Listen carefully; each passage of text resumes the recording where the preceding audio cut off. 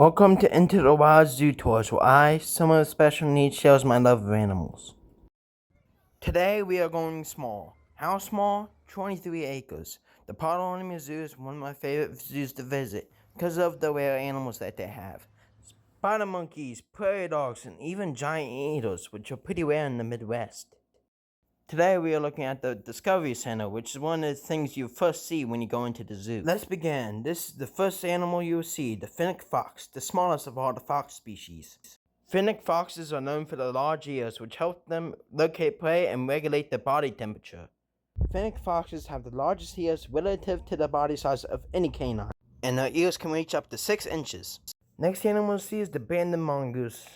These cat-like carnivores are native to Africa and are famous for killing snakes.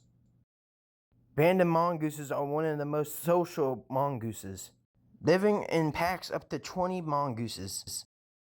A banded mongoose's diet includes insects, birds, rodents, and fallen fruits. The next animal we'll see is the northern tree shrew. Northern tree shrews are native to rainforests and are often found near or on the ground. Tree shrews were once placed in an order known as insectivore, then classified as primates for 50 years. Until recently, now they're considered in the order of Scanadalia. Our first reptile of the building is the tokay gecko, my favorite of the geckos. These geckos thrive in man-made environments, so they're sometimes used to control insect populations. He wasn't doing much, so we'll move on. The next animal we will see is the white-faced saki monkey. Saki monkeys can easily crack open hard shells of nuts and seeds, even Brazil nuts. White-faced saki monkey males have those white faces, not the females. Meet the white-fronted marmoset. Marmosets are omnivorous and are the only primates that regularly gore their teeth into trees. Young marmosets usually live with their mother around a year old, but before they leave, they take care of their younger siblings so they can learn to be parents once they're older. Like tamarins, marmosets usually give birth to twins, so this one's pretty lucky to be only child. This baby white-fronted marmoset is curious about something. Stick later to find out what it is. The next primate we'll see is the golden-lined tamarins. In the 1970s, there was fewer than 200 golden-lined tamarins left out in the wild. But thanks to zoos and conservation efforts, now that number is up to 3,000, but there's still work to be done. Around 1/3 of the wild population of golden-lined tamarins came from zoos, showing that zoos really do make a difference.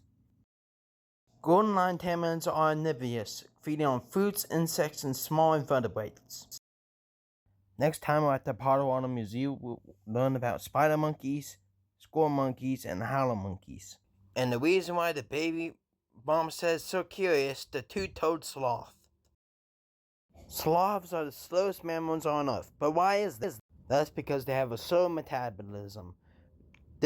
And it takes them 1 month to digest a single leaf.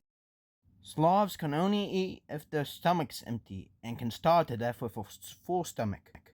Sloths have terrible eyesight. They are colorblind and can't see at all in the bright sunlight.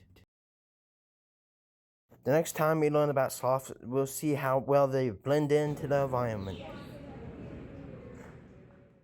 Our next reptile is the spotted turtle. Spotted turtles can live up to 80 to 110 years. Spotted turtles are native to North America and they are endangered. One of the reasons the spotted turtles are endangered is due to water pollution. Spotted turtles are very sensitive to water pollution and they rapidly move out of the area. The next animal is the shingleback skink. Shingleback skinks live in Australia, more specifically the woodlands. Shingleback skinks can also live up to 40 to 50 years. The next animal is the field dragon. Did you know that field dragons only live in Australia? Female field lizards can lay up to 8 to 23 eggs in a nest at one time. And just like crocodiles, the temperature of the nest can determine the sex of the baby. Next animal we'll see is the prehensile skink. He wasn't doing much, so we'll move on. The next animal we'll see is the green tree python. Green tree pythons are found in New Guinea and eastern Indonesia, and they prefer tropical rainforest, but can also be found in people's gardens. Yeesh. A green tree python may have over 100 teeth in its mouth. The next animal we'll see is poison dart frogs.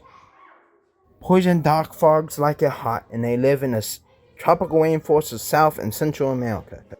Poison dart frogs get their poison from the food that they eat, mainly insects. Now to our last animal, the sandcat. Sandcats live in Africa, but also Asia. Sandcats may only weigh a few pounds, but they are fierce hunters. Their agile cat movements can even take down venomous snakes. Sandcats have dense hair and pads on the soles of each foot that protect against the intense heat and cold of their habitat. Sandcats are nocturnal, so I was pretty lucky enough to see them active in the morning.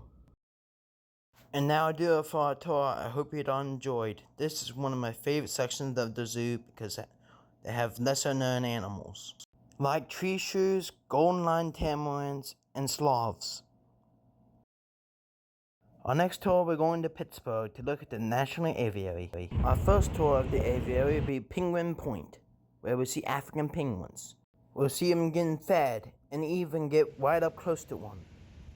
We'll also see a bald eagle getting rained on and toucans. Until then, please be nice to people with disabilities and always love animals.